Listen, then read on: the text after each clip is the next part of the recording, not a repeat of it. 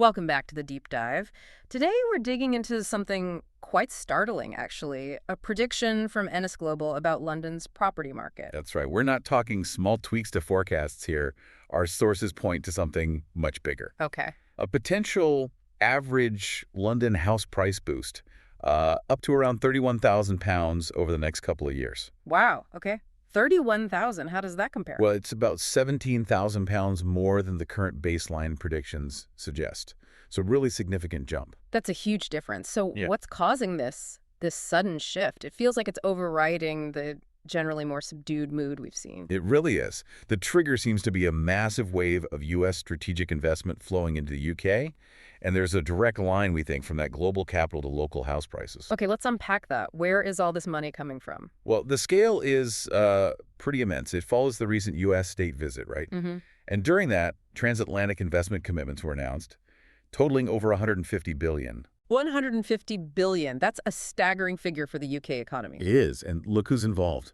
Blackstone, just one firm, has pledged $100 billion of that. 100 billion Yeah. just from Blackstone. Yeah, I mean, put that in perspective. That single pledge is bigger than the entire GDP of quite a few countries. That's incredible. Who else is involved? We're also seeing major commitments from others, like Prologis. They're in for $3.9 billion. Palantir, the tech firm, $1.5 billion. Amentum, $150 million. And then the big tech names too, I assume. Absolutely. High-value pledges from Microsoft, Google, NVIDIA, Salesforce, Citigroup. The list goes on. And what's the focus? Where's this 150 billion actually going? It seems targeted. Mhm. Infrastructure, data, energy, innovation. These aren't short-term bets, you know. Right, these sound like long-term sector investments. Exactly. It looks like a powerful long-term stimulus. The idea is to create high-value jobs, attract, top international talent, particularly into the London economy. Okay, I see the investment part. But how does money going into, say, data centers or energy projects translate directly into a 31,000 pound jump in average house prices? That feels like a leap. It does, but there's a clear mechanism. So this investment creates jobs, right?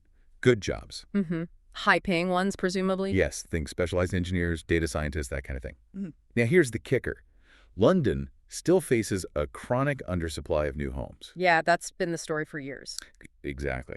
So you get this rising demand from high earners coming in for these new jobs, pushing against a very tight, almost fixed housing supply. And that forces prices up.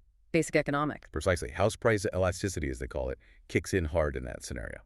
But hang on, couldn't London's existing supply problem drive up costs anyway? Why is this specific 150 billion the thing that suddenly adds an extra 17,000 pounds to the forecast? Good question. It's about confidence and certainty. This huge verifiable investment and the jobs it will create move the market from sort of theoretical potential growth to actual guaranteed pressure. Ah, okay. It makes the demand side much more concrete. Yes. Ennis Global estimates this U.S.-driven push could add an extra maybe 1% to 3% uplift on top of baseline growth over the next 12 to 24 months. Right. So let's put numbers on that for you listening. The current average London house price is hovering around, what, 565,567. How about that? Yeah. So adding that extra 1-3% momentum driven by the U.S. investment gets you towards that 596,904 mark. Mm-hmm. And that difference, that's the full 31,337 increase we're talking about. Exactly. And it's not just a forecast anymore. We're already seeing signs in market sentiment. Buyer behavior is shifting. So investors are reacting already? Seems like it. Yeah. Ennis Global, the firm making this prediction, they've recorded a definite uptick in engagement from U.S.-based clients. Okay, do we have figures? We do. Their U.S. client contact inquiries are up by over 16% just in the last quarter. 16%. That's quite a jump. And website traffic tells a similar story. New user visits to their site from the U.S. are up almost 40% year on year. 40%. Wow. People are clearly paying attention. They are. The CEO, Aisley Robinson, actually called this surge potentially a turning point. He thinks it could offset some of the domestic headwinds. Inflation worries, maybe capitalize on the currency situation too. So pulling it all together then, the core idea is record foreign investment, primarily U.S.-driven, fuels job creation and attracts talent.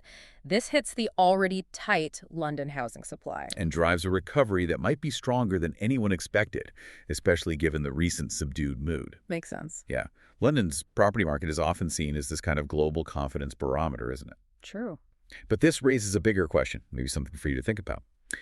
if this huge $150 billion odd investment is targeting infrastructure, innovation, things that create jobs not just in London but potentially across the UK, Right.